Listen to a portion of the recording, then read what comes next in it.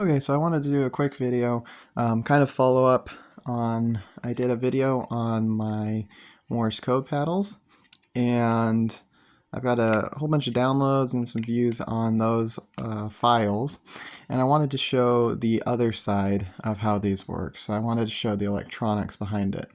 Now, instead of a headphone jack, this is actually going into a JST connector, and I'll show you why in just a second. So this is a Raspberry Pi Zero.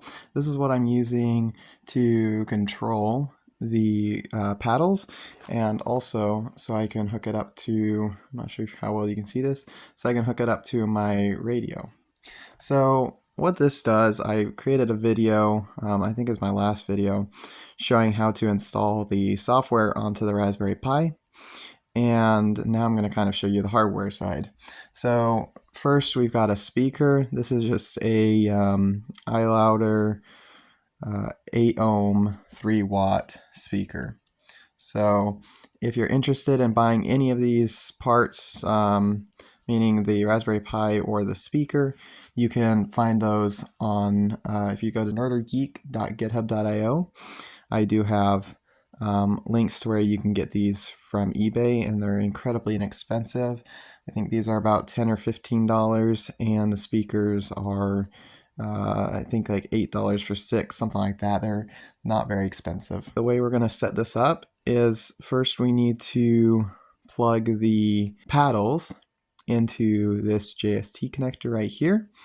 And so we've got the first GPIO pin is ground.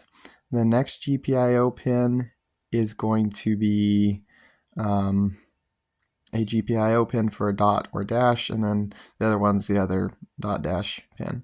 Then we've got the speaker on these two GPIO pins, and so these green wires are going to plug into the speaker's 2 wires, and they're also going to plug into 2 of the wires coming out of this jack. So I believe it's the red and blue wires that they plug into, but you'll have to test that. And then these 2 blue wires are going to connect to the copper and green wires coming out of this. I cut the earpiece off of this jack, but that's what this came from.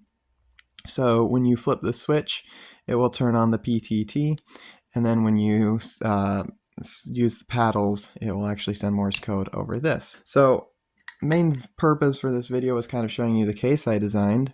So this right here is the first piece, and it is just a sheath to hold the Raspberry Pi. So you'll notice there's a little notch right here that's cut out of the case, and that is for where these wires go.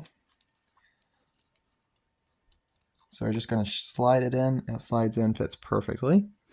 Then you're going to take your SD card and plug it in, and that is going to help hold the Raspberry Pi in, and also it just holds the operating system and everything it needs to run. Next thing you're going to do is you're going to take the base. This is the 3D printed base, the most recent design, and you're going to take the Raspberry Pi, make sure that this port is lined up next to this hole right here, and you're just going to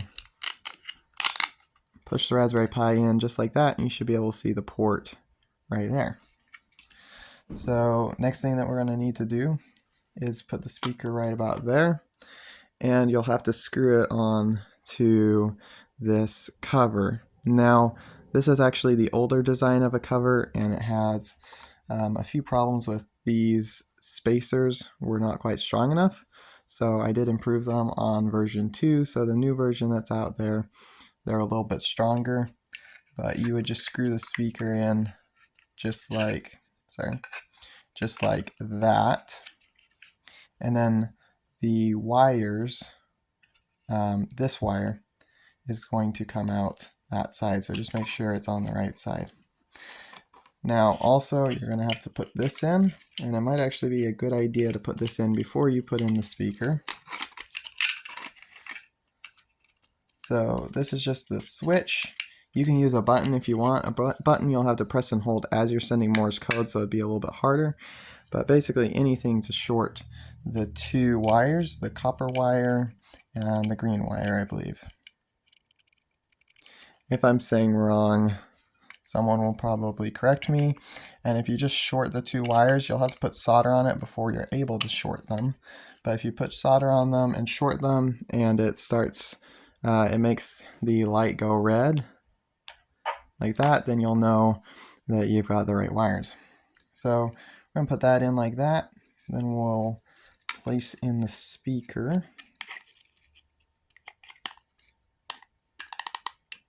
like that. And then just place down the case. And you should have the jack for the iambic paddles and for the radio coming out the side, and then the switch right here. Now what I have to do is grab a soldering iron, and I did mess around with some clip-on designs, but I found that generally they can fail, especially when you have tight tolerances. So I find it's a little bit easier just to use the soldering iron, and it is still able to come apart. So this case, for example, was soldered shut the way I'm going to show you, and I opened it back up to show you how it's assembled. So it is definitely doable. So first you're going to want to get these cables out of the way so you don't worry about melting them. And then you're just going to take your soldering iron at an angle, run it at a slightly decent speed, not too fast, not too slow. Might have to go over some spots twice.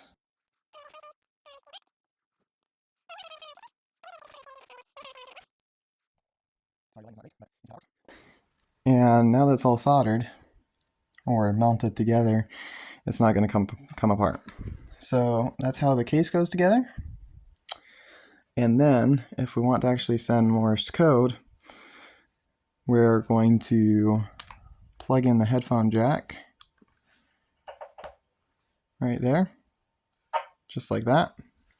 Now this is attached to a dummy load, so it's not actually going to send very much power out.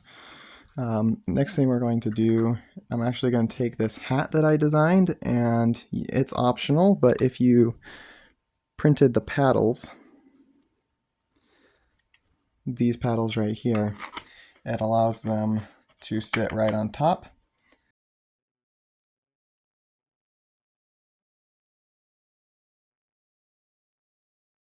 So now we can place the paddles on like that, or actually going to do it like that, and then plug in right back here the JST connectors, and that is now ready to go. We just have to power it up. Take our cable, plug it in, and you can see the light right back there. So now this is ready to go. We just have to wait for a minute for it to boot up, and once it's all booted up, we can go ahead and try it out. Okay, so you'll be able to tell when the Raspberry Pi is booted up, because when you use the paddles, you'll be able to hear them. So that is operating off of the speaker that's in here. So I can send, let's say, CQ, just like that. But it isn't sending anything over the radio. So if I switch on the PTT, you'll actually be able to hear it from a radio in the background.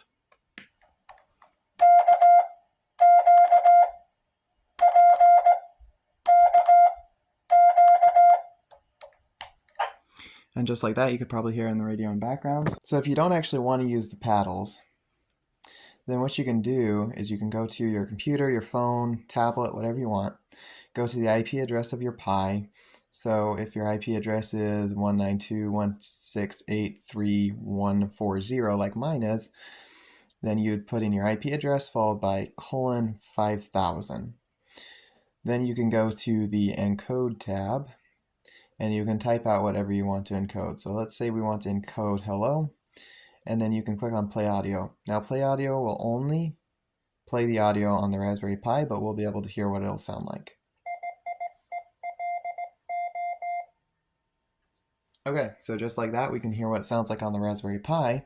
Now, if we want to actually send that, let's flip the PTT, and now we can play the audio.